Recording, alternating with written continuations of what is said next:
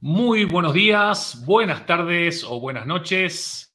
Soy Andy Stallman, amigos, amigas, muy bienvenidos, muy bienvenidas a esta nueva edición de Totem Live. Estamos hoy estrenando episodio número 3 de esta tercera temporada y hoy tenemos una invitada especial, una invitada inspiradora, una mujer orquesta, una mujer de esas que uno podría llamar superheroína sin capa, y se van a dar cuenta por qué digo esto, por la cantidad de cosas de valor que está haciendo en un día común. No sabemos cómo hace para que cada hora le cunda tanto, pero sin más rodeos, quiero dar una muy cordial bienvenida a mi querida y admirada Eva Toledo. Muy bienvenida a este Totem Live, episodio 3, tercera temporada. ¿Qué tal, Eva?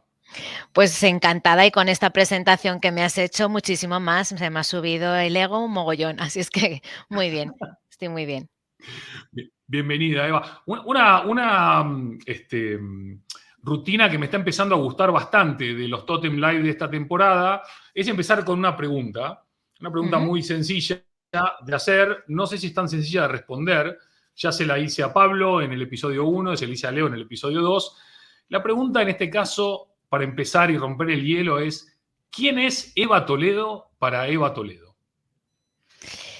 Bueno, la contestación al uso, ¿no?, sería decir, pues, que soy una persona que estudio económica sin nada de motivación hacia esos estudios, que desarrollé luego mi carrera especializándome en gestión de intangibles, lo cual me apasiona, que soy también profesora de marketing estratégico en la Universidad de Alicante y que colaboro con muchísimas asociaciones de muchos tipos, y en la actualidad soy presidenta del círculo de directivos. Pero creo que eso no me define en absoluto. Yo te diría que soy una persona muy vital, muy activa, con cero ganas de morirme. Creo que hay muchísimas cosas que hacer y muchas personas a las que conocer, así es que me gustaría tener el botón del stand-by para poder hacer cosas, y creo que eso soy yo, una persona con ganas de seguir creciendo. Qué bueno, qué bueno. Parece, por lo que se puede leer sobre la singularidad, que para algún momento en el 2035 y el 2040 Ujú. eh, podremos matar a la muerte y ser eternos. O sea, eso no quita que si se nos cae un avión en la cabeza o una roca nos muramos, pero no por un tema orgánico. ¿Te gustaría vivir para siempre? Si los míos siguiesen conmigo, sí, no podría seguir viviendo sin la gente a la que quiero y a la que amo, no sería lo mismo, no. Qué bueno, qué bueno. No me imaginaba nunca que íbamos a empezar hablando de algo tan trascendente, Trascendental. pero ya que está. Sí, no, me encantó, me agarraste completamente yendo para un lado y ahora me hiciste ir para otro, lo cual agradezco también. Pero ya que estamos hablando de eso, ¿por qué no le pregunto a la Eva Toledo, mujer, esposa, madre, empresaria, economista, emprendedora y tantos otros miles de etcétera? eh, ¿Cómo haces realmente para poder ser tantas cosas a la vez sin perder tu verdadera esencia? Porque al final, bueno, puedes ir cambiándote todo el tiempo de personalidad ni de esencia, pero sí atender cosas que son tan distintas y tan diferentes entre sí. ¿Hay algún secreto? ¿Hay alguna fórmula? ¿Es natural? ¿Cómo lo hace Eva?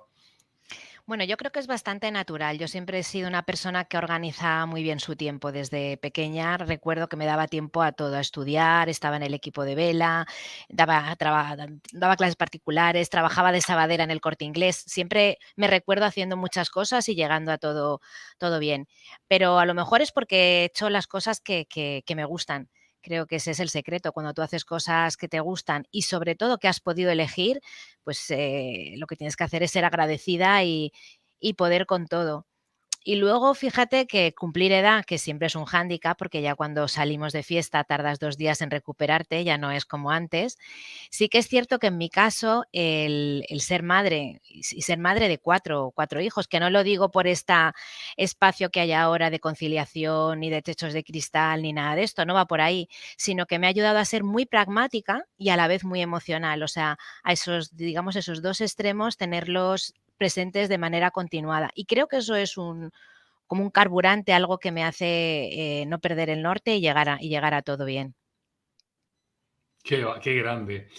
Ujú. Eva, Hay un artículo por ahí dando vueltas que leí el otro día sobre una entrevista en La Vanguardia, que conecté con una información que leí ayer en un estudio que dice, en España, a nivel de directores o directoras generales o de CEOs, ¿no? Que está así tan cool decirlo, de cada 100 CEOs que hay en España, 6 son mujeres, ¿sí? Esto me generó un montón de preguntas y de reflexiones. Hubo gente que me dice, bueno, de cada 100 mineros en España, 99 son hombres, y bueno, y se armaba ahí un debate, una conversación que fue por otros derroteros. Pero como directora o como presidenta o como economista, ¿qué opinás de este tema del liderazgo que todavía le tenemos que seguir diciendo femenino cuando el liderazgo es liderazgo, sea hombre o sea mujer? Hemos avanzado mucho y nos queda mucho por avanzar, estamos en un buen momento. ¿Cómo está el tema de la mujer hoy en esos niveles de toma de decisiones, de liderazgo y de alguna manera de referencia para las mujeres más jóvenes en camino de querer realizarse en esos ámbitos? Bueno, te voy a contestar ahora como Eva Toledo, como invitada tuya a este espacio y no como presidenta del Círculo de Directivos, porque puede que mi opinión Sí. No corresponda a la totalidad de las personas que pudiera representar. Bueno, yo creo que es cierto que esos porcentajes de los que has hablado son así, eso es un dato objetivo y no tiene mayor interpretación.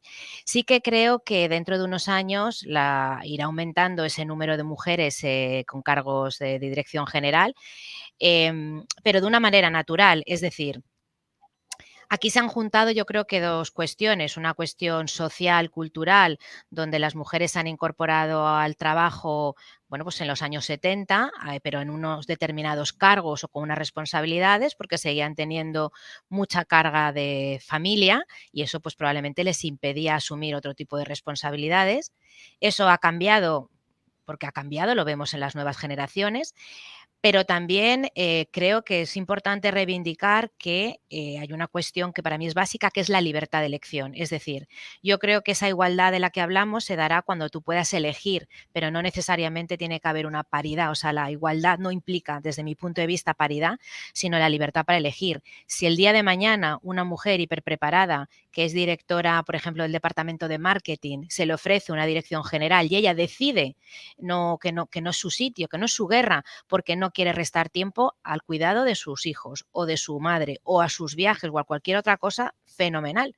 Si eso responde a su sensibilidad y a sus prioridades. Entonces, creo que eso no tenemos que perderlo de vista y pensar que igualdad es paridad, porque no siempre va a ser, pero no solamente en dirección general, sino en otros ámbitos. Tú has citado la minería. Evidentemente, las mujeres, la mayoría de las mujeres, pues tenemos unas capacidades físicas diferentes a los hombres, ni mejores ni peores, diferentes. Entonces, a la hora de cargar o a la hora de tener una determinada resistencia, pueden haber algunos oficios que sean tradicionalmente más de hombres. Pueden haber mujeres, por supuesto, por supuesto. ¿Va a ser lo normal que haya un 50%? No lo creo, porque tú al final conoces tus límites, son unos límites físicos que tienen que ver con tu naturaleza, no con tus capacidades psíquicas. Entonces, yo pienso que las mujeres en cargos directivos de alto nivel irán creciendo, pero espero que sea de una manera natural y no de una manera forzada, porque creo que a la larga eso no puede que no beneficie tanto como pensamos. Sin embargo, hoy por hoy abrimos los periódicos, las revistas, los portales de internet y el tema de la brecha de género está muy presente, está muy arriba en la agenda. Algunos por convicción, otros por interés, otros por relato, otros por ideología, otros por otros motivos. Ayer también había un dato interesante, bueno, devastadoramente interesante, ¿no? Que decía que para que la brecha de género se cierre a nivel global tienen que pasar 132 años, ¿no? Si entramos en la singularidad y vivimos otros 132 años, igual lo veremos, pero hasta entonces no. ¿Es una prioridad hoy por hoy el tema de la brecha de género o estamos ya en un nivel de madurez viendo los entornos de nuestros hijos, en donde chicos y chicas están mucho más evolucionados, quizás que nosotros, que somos un poquito más veteranos en estas lides, en lo que tiene que ver con el reconocimiento de los talentos o de las capacidades o de las cualidades más allá del género? Sí, yo creo que en esos 130 y pico años el cambio se verá y que ahora, claro que es una prioridad, porque estamos hablando del entorno empresarial y directivo, donde la realidad es muy distinta a otros segmentos de la sociedad, donde simplemente el poder cursar los estudios superiores puede que no estén al alcance de todas, pues por su género se les adjudica un rol o un papel. Por eso yo me refería a la capacidad de que tú puedas elegir lo que quieras hacer. Entonces, en la medida en que haya cualquier persona, sea hombre o mujer, que no pueda elegir, eso hay que lucharlo y hay que procurar cambiarlo. Entonces sí que hace falta trabajo de cultura, de concienciación. Habrán segmentos donde sea necesario que la administración inicie algún tipo de política de discriminación positiva hacia las mujeres. Yo sinceramente yo no creo que en el ámbito empresarial, ni con otros directivos, ni con los asociados del círculo al que represento, en ningún caso he visto ni he sentido que eso fuese necesario. Es como algo que todo el mundo tiene interiorizado y se habla, como tú decías, de talento y no se hacía una distinción en si es un hombre o es una mujer. Pero reconozco que nosotros estamos a lo mejor en un estrato en el que no tenemos las gafas para ver el perfil o la radiografía total de la sociedad. Qué bueno, Eva. Bueno, como van a ir descubriendo, Eva es una tipa que habla sin rodeos, que habla claro, que habla directo. Todavía está un poco contenida, los nervios, el vivo, pero ahora van a ver cuando se va a ir soltando, cómo va creciendo. Vamos a hablar, sin duda alguna, de una de las cosas que le ocupan mayor cantidad de su tiempo profesional, que tiene que ver con la propiedad industrial, la propiedad intelectual, la gestión y administración de intangibles. No se asusten si no tienen ni idea de lo que es, pero los invito a que se queden a escucharlo porque no tienen ni idea de lo fascinante que es ese mundo y de lo trascendente que es, no solamente para el mundo de la empresa o del emprendimiento, pero recién me diste un poco de pie hablando del empresariado. Y me gustaría hacerte una pregunta en relación a este colectivo que no termina de tener una agrupación, ¿no? Al final los empresarios son muy solitarios, ¿no? En su desandar profesional.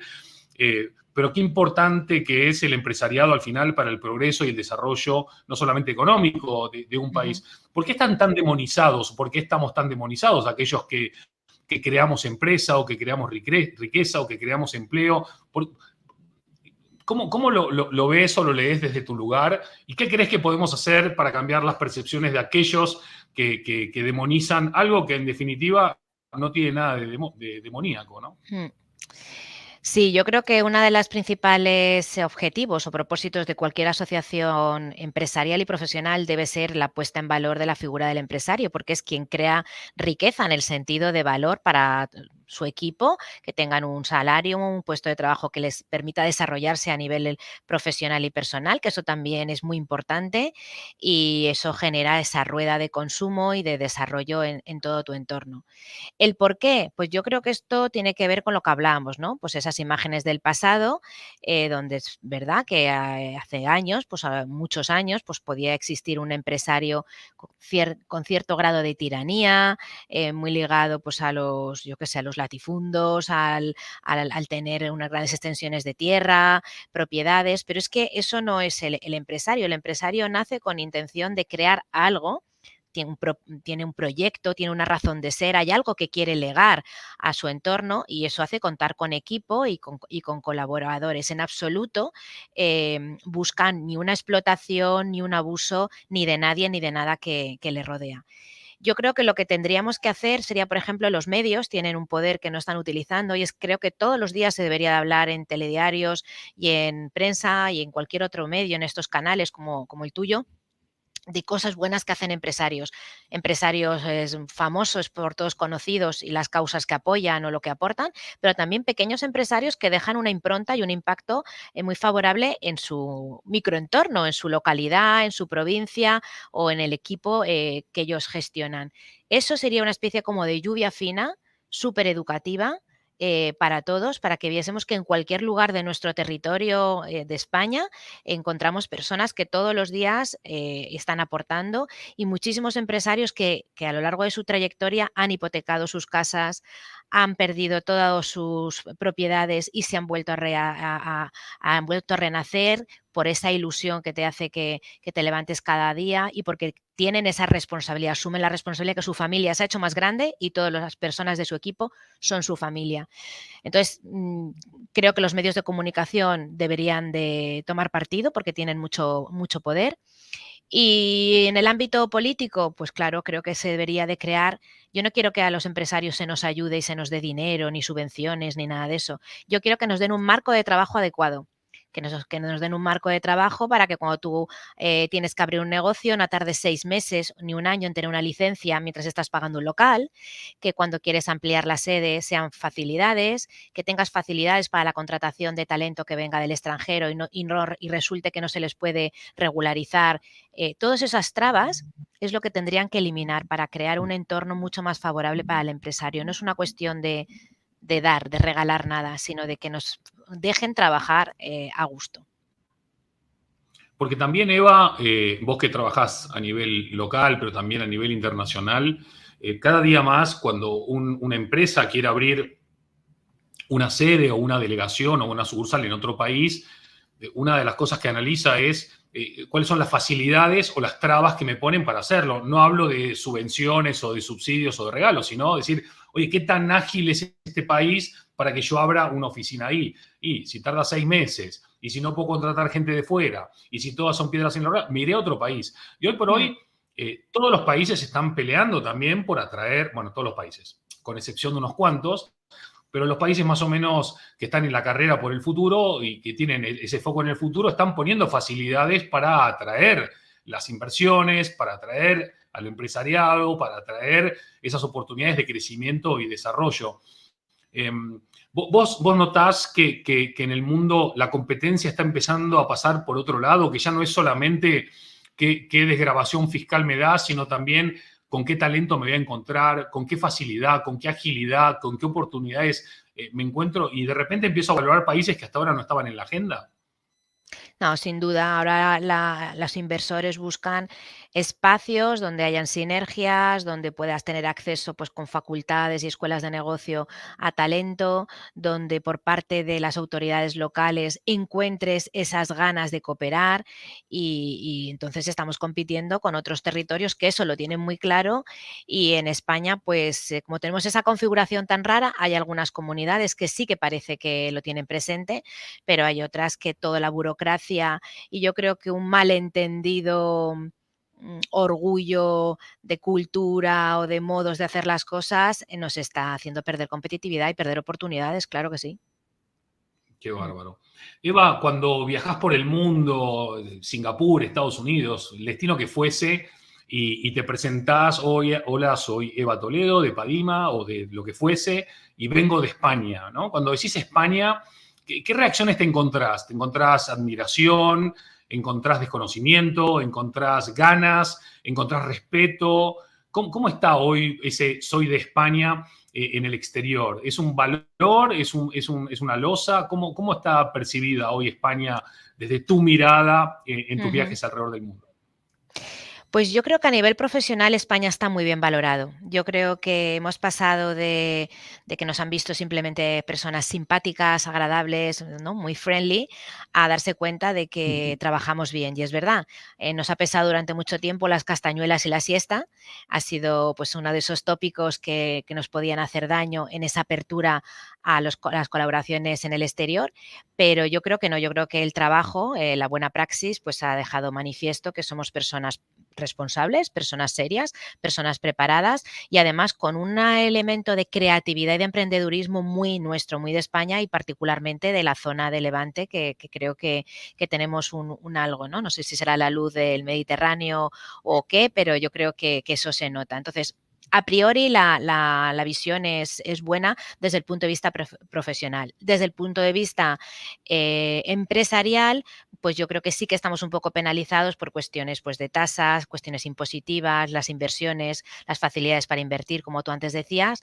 Ahí sí que no nos ven como un país especialmente interesante. A día de hoy nos está Ujú. compensando el buen tiempo, la gastronomía y todo eso. No sé cuánto tiempo eso podrá ser un ancla que nos haga estar todavía en ese mapa de sitios para invertir. Ok, Eva, todo clarísimo menos una cosa. Hoy tenemos personas que nos acompañan, obviamente de España, que no hace falta aclararlo, pero para personas de Argentina o de Panamá o de México o de Perú o de Colombia o de Chile, contales qué es la zona del Levante y por qué tiene esa luz y ese color que mencionabas, y qué es la zona del Levante para aquellos que no lo tienen claro. Vale, pues España, como todos sabéis perfectamente, tiene por un lado el mar Mediterráneo, teniendo enfrente a Italia, y por el otro lado el Atlántico, teniéndoos a todos vosotros un poquito más alejados, ¿no? Pero también enfrente. Bueno, pues el lado del Mediterráneo, como sabéis, es un mar pequeño, es una zona muy cálida, con un mar muy tranquilo, donde disfrutamos casi de un microclima, unas temperaturas maravillosas y todas nuestras ciudades son con muchísima luz, mucha energía, pues las típicas imagen que todos habréis visto de Mamma Mía, por ejemplo, ¿no? Pues esa luz permanente, esa vegetación un poco desértica, pero a la vez muy energética, pues es lo que tenemos en la zona de Levante. Y ese carácter emprendedor pues viene por la historia, los fenicios, los romanos, un montón de pueblos que han sido comerciantes, incluso se sumaron a esa ruta de las especias y nos ha hecho pues saber hacer negocio, ser muy flexibles, muy versátiles y la zona de la provincia de Alicante en particular, tenemos un montón de industria tradicional, juguete, casi todo el juguete que circula por el mundo, la cuna está aquí, calzado, turrón que tomaréis también en Navidades, las uvas con las que casi todos acabamos el año, despedimos el año, es también de aquí. Y tenemos también ahora mucha actividad puntera de inteligencia artificial, de tecnologías, bueno, pues como de reconocimiento facial, muchas cosas de biomedicina. O sea que estamos acostumbrados desde siempre a trabajar multisectorialmente y entonces nos hace tener, pues eso, una foto muy versátil. Yo creo que somos gente acostumbrados a virar y a adaptarnos a las oportunidades del mercado. Ninguna profesora de geografía lo hubiese explicado mejor y con más pasión y con más compromiso. Me llama la atención que te has olvidado de Dime. una agencia importante que Ah, tiene bueno, sí. base en Alicante y que tiene mucho que ver con tu actividad, ¿no? Sí, sí, bueno, en Alicante tenemos la suerte desde el 94 de ser la sede de la oficina, bueno, ahora es EUIPO, que es la European, ¿EUIPO? Sí, European Intellectual Property Office, es que antes era OAMI y WIPO en otra traducción. Estaba mirando qué traducción tenía, que es la oficina que gestiona el registro de marcas europeas y diseños comunitarios y además que está ampliando competencias pues, a observatorio de falsificaciones. En breve llevará también las indicaciones geográficas de productos artesanales e industriales, que es un reglamento que si tenemos suerte a final de año verá la luz. Y además hay muchísimos proyectos de cooperación con las oficinas de toda Latinoamérica para llevar un poco la praxis de examen y decisiones que aquí se toman pues para armonizar. La propiedad industrial al final es una materia totalmente transversal que está en todas las organizaciones y en todos los territorios y desde hace muchísimos años, pues desde el Convenio de París, tratan de que hayan unos mínimos en todos los países para que independientemente de donde quieras proteger tu marca, tu diseño, tu patente, te encuentres con los mismos requisitos de acceso a esa legislación. Entonces, la WIPO hace un gran esfuerzo de formación y de cooperación en programas con muchos países del mundo, pero muy particularmente con países de Latinoamérica. Excelente. Ahora sí, cerramos el círculo de la zona de Levante y de Alicante. Sí. Eva, nosotros tenemos en la comunidad de totemitas que nos acompañan en los Totem Live, personas de muchos países, de diferentes edades, con diferentes intereses, pero que de alguna manera nos une quizás la pasión por crear, transformar, gestionar marcas que unen a las personas o que aportan a mejorar la sociedad y el mundo. A mí me gustaría que una experta como vos, una referente internacional como vos en propiedad industrial e intelectual, en gestión y administración de intangibles, para todas las personas que sí escucharon de esto, pero que no tienen una claridad, como si esto fuese un video para dummies, con todo el respeto y el cariño, yo me considero uno de ellos. ¿Nos podés contar qué es, a grosso modo, esto de la propiedad industrial e intelectual? Y sobre todo, no solamente qué es, sino por qué es importante para todas estas personas que ni siquiera sabían que es relevante para su emprendimiento o su empresa o su marca o su organización. Vale, pues lo primero es decir que propiedad industrial suena muy aburrido y poco atractivo, estoy de acuerdo con todos vosotros.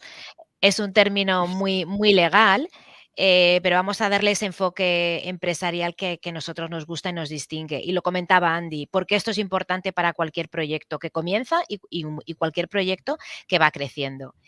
Tenemos que partir del hecho de que la invitación es libre, ¿de acuerdo? De hecho, es el motor que hace que las cosas vayan mejorando. Tú observas, replicas Ujú, y muchas veces añades una impronta personal, ¿no? Modificas algo. Entonces, partiendo de ese principio, si yo estoy esforzándome en crear un diseño de un calzado que sea más ergonómico, una sustancia para curar cualquier patología de la piel, una marca para poder enganchar con un determinado colectivo que tiene, bueno, una necesidad latente y quiero captar su atención. Pues que sepamos que aunque yo haya invertido tiempo y dinero, si yo eso no lo protejo a través del registro, ujú, eso no es ujú. mío. Ni la paternidad de la obra o la creación, ni el hecho de que lo estuviese usando ya mi abuelo. Nada de eso, en general, me da ningún tipo de derecho. Aquí hago un inciso por si alguien que sabe del tema me está escuchando. Hay jurisdicciones donde el uso previo de la marca te proporciona una posición ventajosa. Hay también el Claro. tema de la divulgación inocua para el tema de diseños, pero en general, para que todo el mundo nos entendamos, lo que yo creo y saco al mercado, si no lo he protegido, pertenece al dominio público. Entonces, partiendo de ahí, qué absurdo que hayamos invertido tiempo y esfuerzo en crear algo de interés para tener una ventaja y que se lo estemos dando al competidor a coste cero. A coste cero porque la marca la van a replicar y se van a poder hacer con nuestras comunidades. Pero imaginar una invención, que es donde vemos que se ha invertido más tiempo, en una crema, en una sustancia, en un proceso de pelado de almendras que rompe la mitad de las almendras, lo que sea, yo lo estoy poniendo a coste cero, es decir, que cualquier competidor va a poder sacar el mismo producto, el mismo, pero además a menor coste. ¿Por qué? Porque yo tengo que trasladar el coste de la innovación y del desarrollo. Ellos no, ellos simplemente lo han cogido y lo han replicado. Entonces, creo que es muy fácil entender la necesidad de proteger mis desarrollos y mis creaciones, sean de un tipo, sean de otro. Proteger puede ser, es mucho más que registrar. El registro simplemente es un medio, un instrumento que luego me permite defenderme, pero proteger también es contractualmente con mis colaboradores en un proceso de investigación, con un freelance que contrato para una campaña y desarrollo de el trade dress de un establecimiento. La parte contractual también me permite blindar y que quede claro a quién van a pertenecer esos derechos. Entonces es muy fácil a priori tener todo eso empaquetado y preparado y muy difícil una vez he sufrido un ataque o estoy viviendo una situación que puede ser injusta o amoral, pero que puede que no sea ilegal porque no está infringiendo ningún derecho. Solo con el Claro. registro tengo un derecho exclusivo. Así muy brevemente. Excelente, no, me encantó también el matiz entre registrar, proteger, ¿no? Como alguna instancia más Mm, superior todavía. exacto. Y también hablaste de que se pueden registrar y proteger muchas más cosas que un nombre o un logo. Hablabas de productos, hablabas de invenciones, hablabas de Ujú. innovaciones. También en algún momento, como te sobra el tiempo, también colaborás con diferentes medios y escribís blogs y participás. Bueno, no, es que no sé, al final de la charla nos te quedaron alguna fórmula de cómo haces para abarcarlo todo. Pero, por ejemplo, mencionabas esto de poder proteger también los eslóganes o los taglines o los claims de la marca. Es decir, el rango de protección cada vez es más grande, lo cual también genera más inversión, pero al mismo tiempo más protección y más oportunidades de poder cuidar tus activos intangibles que cada vez bien gestionados son más valiosos.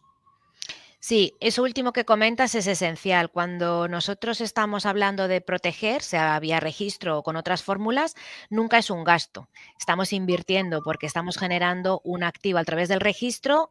La creación se convierte en activo y por lo tanto susceptible de tener un valor económico que puedo vender, que puedo ceder, es decir, que del que puedo sacar un beneficio, un ingreso futuro más allá del que yo lo utilice por mí mismo. Eso, pues, Ajá, porque eso es importante, ¿no? Siempre hay que poner una balanza, lógicamente, lo que voy a invertir con lo que voy a conseguir, pero sale a cuentas fijo.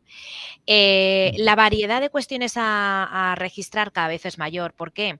Hay más desarrollo técnico, el mercado está más experimentado y hay mucha mayor competencia. Entonces surgen nuevos desarrollos que hace 30 años y 100 años no podíamos en absoluto pensar. Si nos centramos en el tema de las marcas, que es quien tus seguidores a lo mejor están más receptivos a escuchar, por no hablar de diseños y hablar de patentes, pues fijaros que antes las marcas era una marca verbal, la palabra, pues por ejemplo Nestlé, por decir algo, y se hablaban también de marcas figurativas, las que llevan lo que la gente dice el logo, ¿no? Cuando llevan un desarrollo gráfico. Pero es que ahora es muchísimo más, porque ahora tenemos, por ejemplo, el desarrollo de las redes sociales nos lleva a que los imagotipos por sí mismos, el elemento gráfico puro, sea también una marca, los Ujú. eslogans que han dejado de ser algo solamente promocional para comunicar y también un montón de marcas no convencionales. Y se llaman no convencionales porque eran diferentes de las tradicionales. Las marcas en movimiento, las marcas sonoras, las marcas olfativas, las marcas táctiles. ¿Por qué? Pues porque cada vez necesito más recursos para posicionarme en el mercado. Todo este tipo de marcas surge cuando las marcas, digamos, más primarias están bien posicionadas. Nadie puede sacar una marca sonora si no conoce quiénes son, ¿de acuerdo? Pero Totem, por ejemplo, que ya es conocida, pues puede sacar una marca sonora, igual que tenemos en Netflix, o puedes sacar un diseño especial de este marco, de este espacio donde desarrollas tu programa, porque todo suma. Ujú. Son otros elementos Claro. que ayudan a distinguir la marca. Entonces, ahora estamos viendo, por ejemplo, muchísimos registros de lo que en Estados Unidos sí que existe el trade dress, ¿no? Lo que sería la apariencia de las tiendas, y que Ajá. aquí se protege como marca tridimensional y también como diseño. ¿Por qué? Porque se está posicionando como un elemento clave para la experiencia del consumidor. Los colores, los materiales, los mobiliarios que diseñan en exclusiva, el olor que hay en esos establecimientos y todo eso es marca. Los uniformes de los dependientes también forman parte del concepto de marca, ya no solamente la marca tradicional denominativa o con ese gráfico, ¿no? Que la gente llama el logo, ¿no? Ese conjunto. Entonces hay muchísimas cosas que proteger y en el ámbito técnico muchísimas y en la parte de diseño también la evolución ha sido tremenda. Genial, genial, Eva.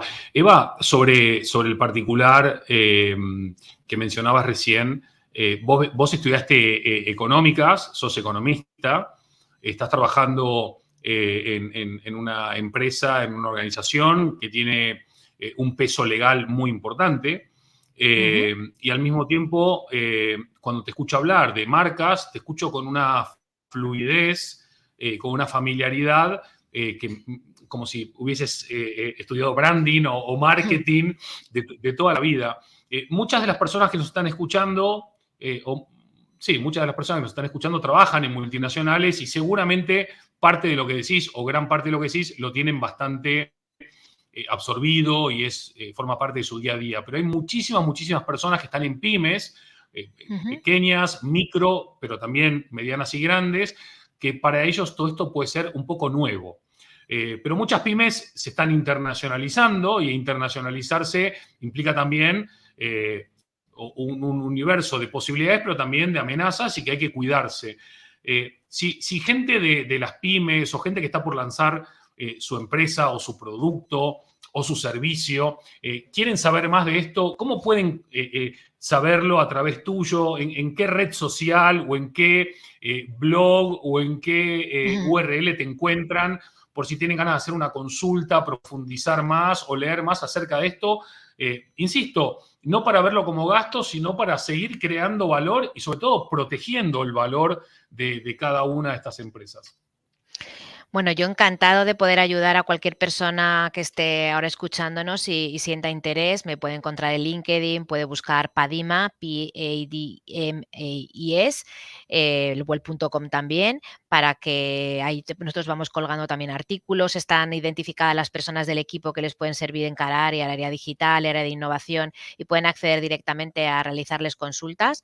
Pero también diría, y creo que es justo, que todas las organizaciones, las administraciones públicas están haciendo mucho esfuerzo de difusión. La OEPM, la Oficina Española de Patentes y Marcas, la WIPO de la que antes hablábamos, la OMPI, que es la Oficina Internacional, tienen muchos recursos sencillos, tanto para leer como audios, para poder escuchar y tener esos primeros impactos. Si bien yo siempre recomiendo que después de tener claro, vale, esto me puede interesar, que acudan a un profesional, seamos nosotros, que estaría encantado, o cualquier otro. ¿Por qué? Pues porque luego hay que descender al proyecto de cada uno, hay que conciliar lo ideal versus lo que puede ser. Hay una limitación que es presupuesto, otra limitación que es tiempo, es decir, no hay una fórmula que a todo el mundo le encaje y es importante una persona honesta y con experiencia que te sepa decir, mira, esto sería el mundo ideal, pero creo que en esta ocasión vamos a empezar trabajando por aquí. Y bueno, los organismos pues tienen esa función de divulgación y de apoyo a diferentes programas, pero creo que luego esto es suficientemente importante como para acudir a un profesional. Excelente. Y Eva es muy honesta y es muy profesional y doy fe.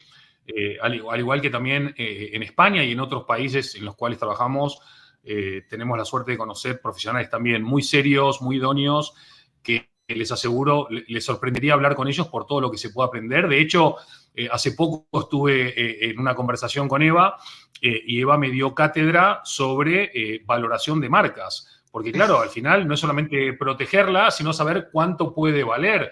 Eva, sin desvelar todo, porque hay un montón de cosas más que quiero hablar, la marca no es solamente una inversión porque genera afinidad, porque genera atracción, porque genera compromiso, sino que también genera valor no solamente en los márgenes o en la presencia en el mercado o en la percepción, sino también en un balance.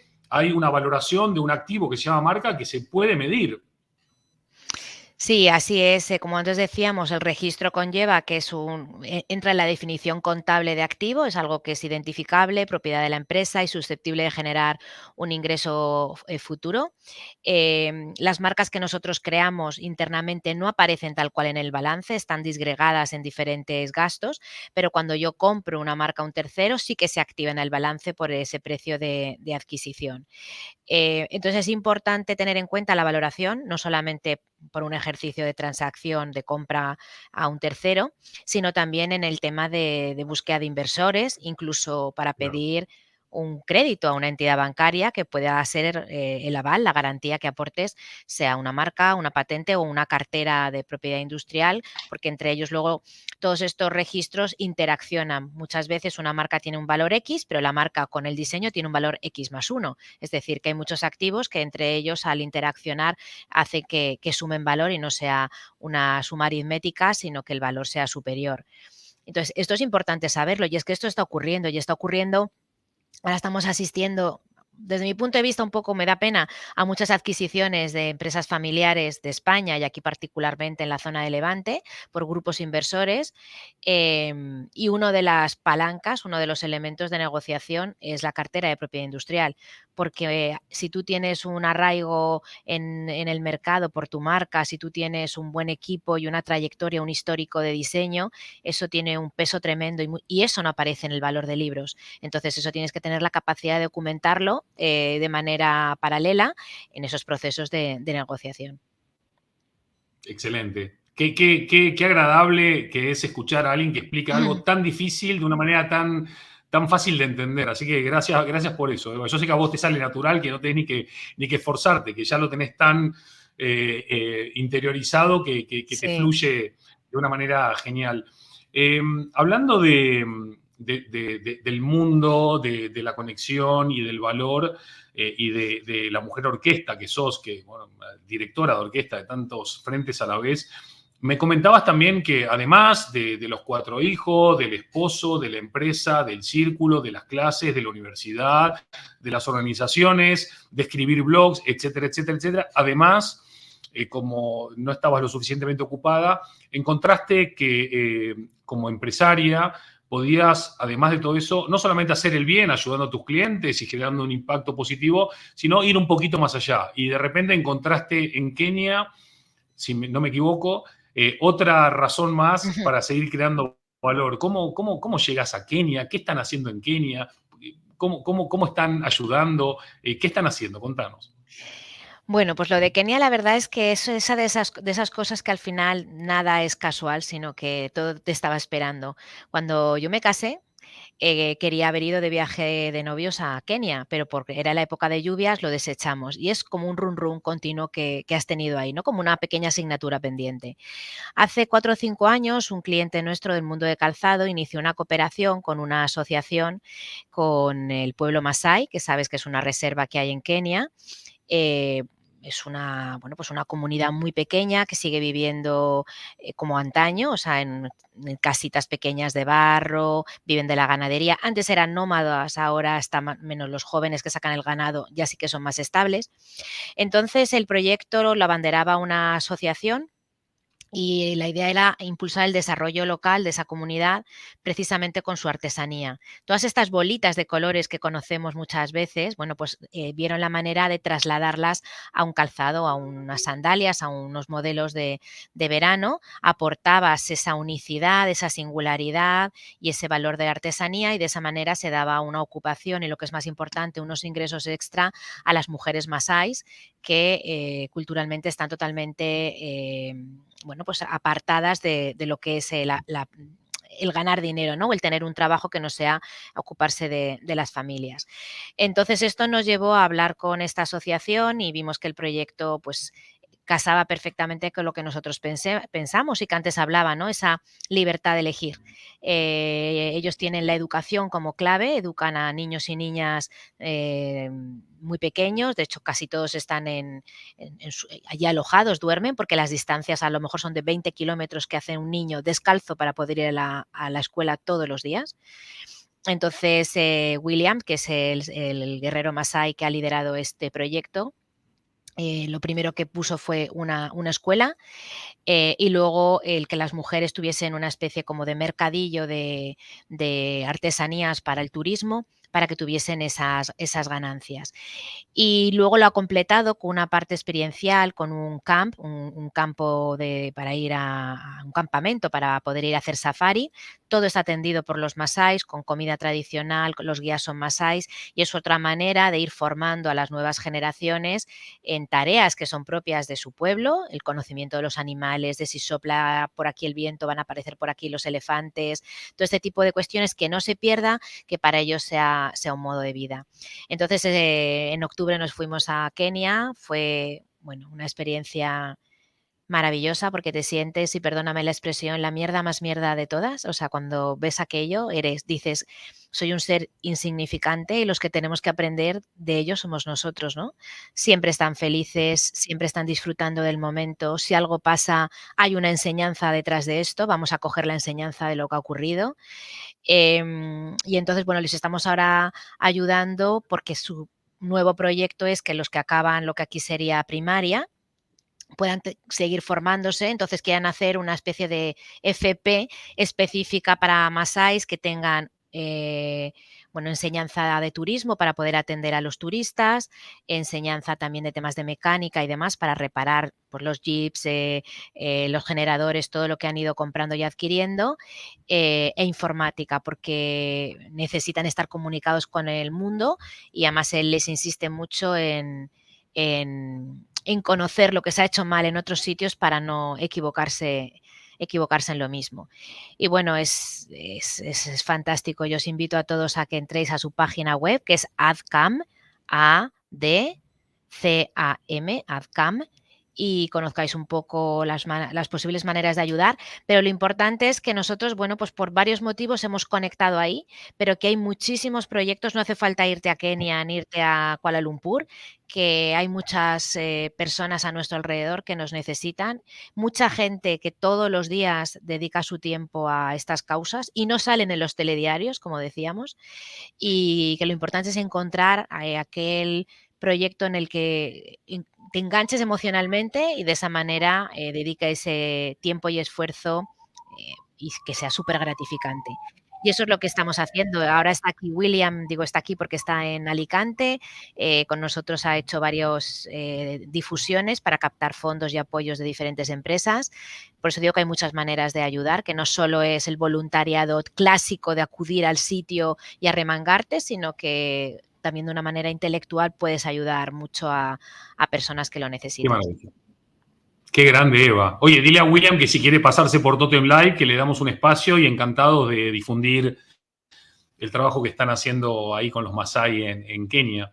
Genial. Y me quedo entre todas las cosas que decías, que son muchas y muy ricas, porque me llevó a algún viaje que por trabajo también hice a Senegal o a Sudáfrica, yo también percibía eso, ¿no? De repente en las calles de Dakar, en algunos barrios, no había pavimento, no había aceras, no había obviamente cloacas, no había prácticamente ninguna infraestructura y veía los dientes blancos de sonrisa por todos lados y la gente te saludaba con la mano en el corazón o te abrazaba del lado del corazón también. Obviamente no es que yo quiera cambiar nuestro bienestar europeo, pero es verdad que nosotros tenemos todo y estamos por lo general siempre refunfuñando, criticones, enfadados, y ellos quizás no tienen nada, pero están agradecidos de estar vivos. Y me acuerdo que una vez, estando ahí en Dakar, les pregunté cómo se dice mañana o cómo se dice futuro en senegalés. Y me dijeron que esa palabra no existe en su diccionario, porque el futuro no existe. Lo único que hay es el hoy y es el aquí y es el acá. Entonces viven con esa filosofía de vida que es súper elevada en el fondo, si te lo pones a analizar. Y como vos bien decís, siempre creemos los occidentales que vamos a estos lugares a darles y nos venimos mucho más llenos que cuando fuimos, ¿no? Sí, yo creo que todas estas experiencias de voluntariado, de ayudar a los demás, recibes mucho más de lo que estás dando. O sea, yo creo que siempre hay una generosidad, claro, tiene que haber una predisposición, pero creo que al final también tú tienes una satisfacción, o sea, en esa pirámide de Maslow que todos hemos estudiado, creo que esa autosatisfacción te revierte, o sea, y te revierte y te engancha, o sea, es un poco, pues eso, como una droga, porque quieres más, porque te hace sentir tan bien que al final, por eso digo, no es que no es que sea generosa, es que esto me mola, o sea, es que me siento bien. Te sientes útil y parece que todo tiene mucho más sentido, ¿no? ¿Qué otro sentido puede tener el estar aquí que no sea ayudar a los que nos rodean? Estamos acostumbrados a hacerlo con nuestra familia, pero tenemos que abrirnos mucho más.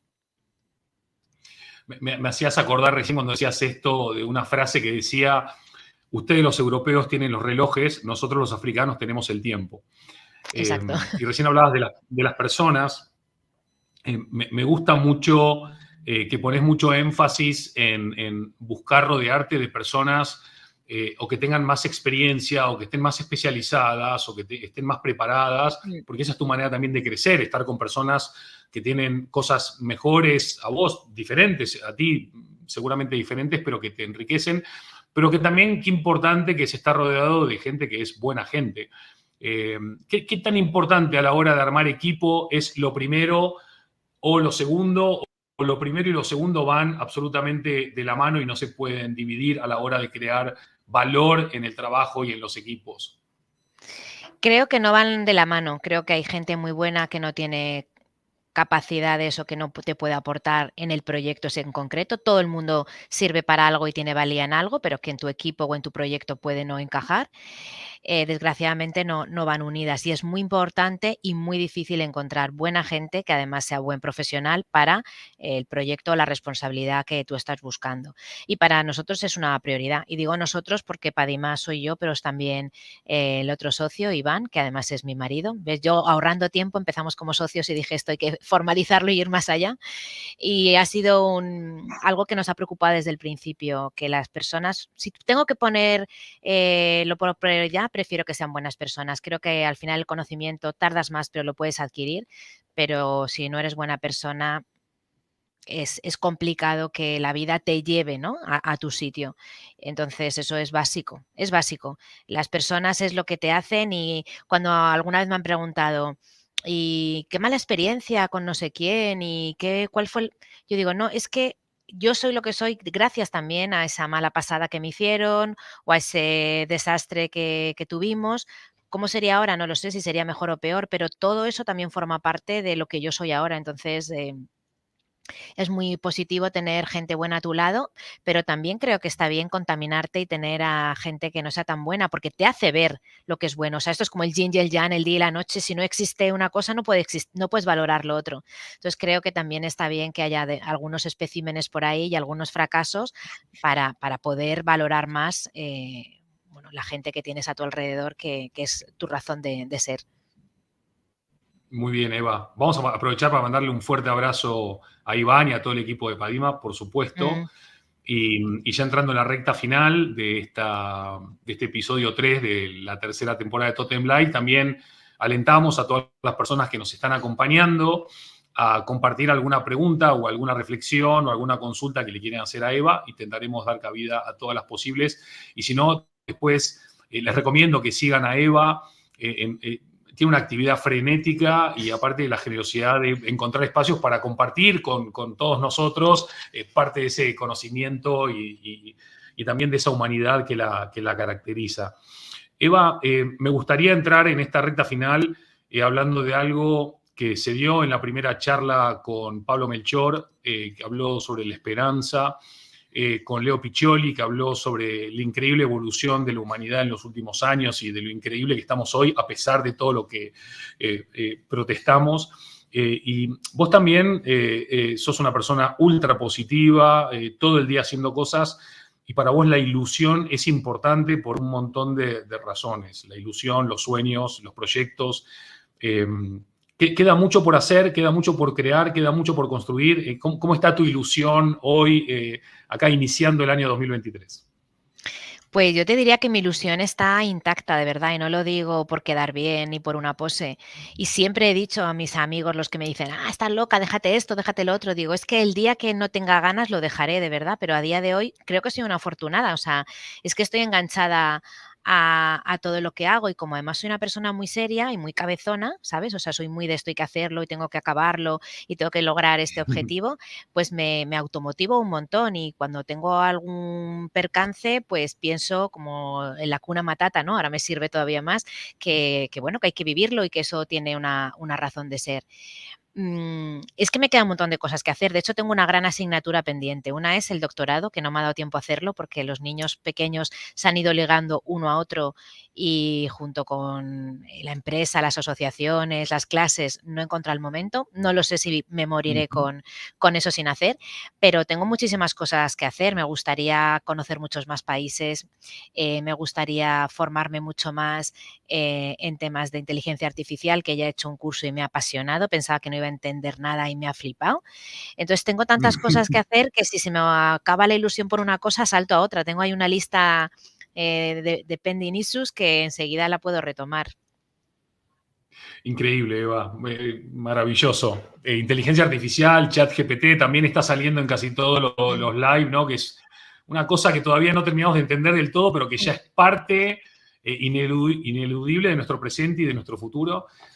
Lo de Hakuna Matata, según escuché alguna vez a la gente de Disney, viene de los Masái, ¿no? ¿O me equivoco? Así es, sí, viene de los ¿Sí? Masái. Yo cuando lo dijeron allí dije: "Es que aquí veis Disney", y me dijeron: "No, Hakuna Matata es eso, vive el momento", o sea, que sería como el take it Claro. easy, ¿no? El Sí, sí, sí, sí. sí.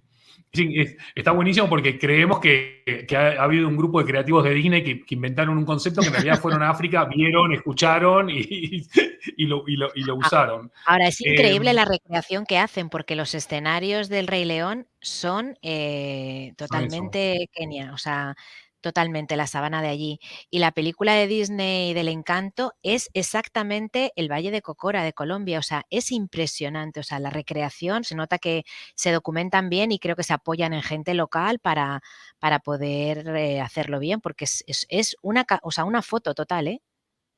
Mm. Qué grande, qué bueno. Sí, yo creo que en eso, todos aquellos que trabajamos con equipos de diseño, el diseño es maravilloso porque aparte de requerir mucha observación, ya no es solamente la observación de los colores o de las formas o de la dimensionalidad, sino sobre todo de la vida en sí, ¿no? Cómo todo está hiperconectado. Para terminar, Eva, los últimos minutitos, nuevamente agradecerte muchísimo a vos y a todo el equipo por tu presencia hoy acá, inspirándonos, motivándonos, ilustrándonos. Si vos ahora estuvieses frente a Eva Toledo, que está empezando la carrera universitaria, y le tuvieses que decir, en base a toda esta experiencia vital que mencionabas, con tus éxitos, con tus fracasos, con tus alegrías, con tus dolores, ¿qué le dirías? Eva, mira, no pierdas ni un minuto en esto o invierte mucho más tiempo en esto, o le dirías, mira, pégate los palos que tienes que pegarte y vive la vida. ¿Pero hay alguna recomendación para las Evas de 18 años hoy que están por empezar este camino apasionante hacia el futuro y que seguramente sea tan diferente a lo que es hoy. ¿Hay algo que pueda ser trascendente que vos le hubieses dicho a tu Eva de 18? Bueno, yo conociéndome creo que mi Eva de 18 hubiese hecho lo mismo que ha hecho ahora. O sea, me hubiese escuchado respetuosamente, pero hubiese hecho lo que hubiese considerado en cada momento. Pero, bueno, es que dar un consejo, eso son palabras mayores, porque no creo que yo esté en condiciones de poder dar consejos a nadie, ni mis hijos me escuchan. Pero bueno, sí que creo que es muy importante. Algo de lo que sí que estoy orgullosa es de no entenderme bien, prostituido, en el sentido de tener claro lo que quiero ser y lo que no quiero ser, no ceder a determinadas situaciones, no ceder a determinados proyectos que veía que iban a maltratar lo que queríamos que fuese Padima, mantenerme firme cuando yo algo no estaba de acuerdo, salirme de la ecuación, aunque en ese momento pareciese una pérdida de una oportunidad, luego tu tranquilidad, tu honestidad tiene muchísimo valor. Eso sí que a lo mejor te podría decir que eso es muy importante y eso es de lo que más orgullosa me encuentro a nivel personal y a nivel profesional.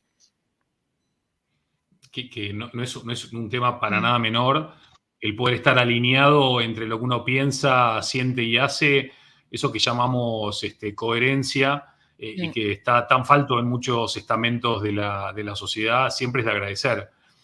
Por mi parte, Eva, agradecerte infinito esta presencia aquí en este episodio 3 de Totem Live. Agradecerte que seas en pantalla como sos en la vida real, honesta, genuina, inspiradora, poderosa. Me encanta que hayamos podido compartir esta charla y, como ya también es tradición, empezar preguntando quién es el invitado o la invitada.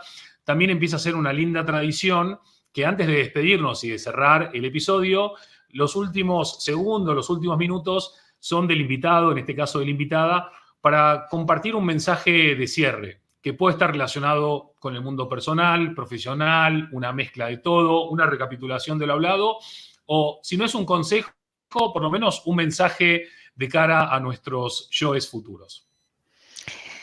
Esto no lo estaba previsto, pero bueno, yo me gustaría, si fuese un poco, pues eso, algo, un deseo que pudiésemos lanzar aquí en las redes, me gustaría que las nuevas generaciones entendiesen que todo lo virtual es maravilloso y que te permite conocer y mantener contacto con personas que no están al lado tuyo, que te permite acercar el conocimiento que de otra manera no podrías tener, pero que lo más importante son los componentes humanos y que ahora, más que nunca, cuanto más tecnología hay, más importante es la parte humanista, el respeto, el esfuerzo, la coherencia y la honestidad, la ética. Es que eso nunca pasa de moda, es que eso no va ligado a la religión, ni a unos ni a otros, es que eso son cuestiones que deberían de ponerte, inocularte nada más nacer, y yo pediría que diesen cuenta, que leyesen un poco más de filosofía y un poco más de historia para entender de dónde venimos, porque creo que ahora muchas veces pasa que no entienden de dónde venimos y entonces por eso pues tendemos a rebuznar de muchas cosas. Si tú eres capaz de entender del por qué estamos ahora así, creo que eres mucho más empático y puedes trabajar mucho mejor. Ole, vaya cierre, por todo lo alto. ¿Qué tal, Eva? ¿Te has sentido bien en esta horita? Buah, ¿Te ha se me ha hecho pasado súper como corto. Voy a supimos? volver a otro. ¿Sí? Llámame para el episodio 10 o el episodio 12, que estaría Repetiremos. encantada de venir. Sí. Espero, bueno, pues que también lo hayáis pasado bien los que han estado escuchando. Yo me lo he pasado bomba. Con Andy eso es muy fácil. O sea, esto era acierto seguro. Y bueno, hasta pronto. En cualquier momento nos juntamos aquí 3 o 4 y hacemos una especie de mirar para atrás de lo que hablamos para proyectar para adelante. Muchas gracias a todas las personas que nos han acompañado desde tantos lugares, ahora en vivo como después en diferido. Les agradecemos mucho que quieran ser parte de esta comunidad y que contribuyen con su tiempo y atención a que personas tan increíbles como Pablo, como Leo, hoy como Eva, nos puedan compartir estas gotas de sapiencia, de sabiduría, para que en el océano en el que nos movemos sea cada vez más humano, más empático, y que nos generen más razones para ser positivos. Eva, de verdad, 1.000.000 de gracias. Me lo he pasado genial, se me ha volado el tiempo. Lo voy a volver a ver con más tranquilidad, pero por sobre todo cerrar esto con un enorme y agradecido abrazo. Gracias a ti, gracias a todo el equipo. Hasta pronto. Hasta pronto, adiós. Nos vemos muy pronto, episodio 4 de Totem Live. Los espero. Adiós.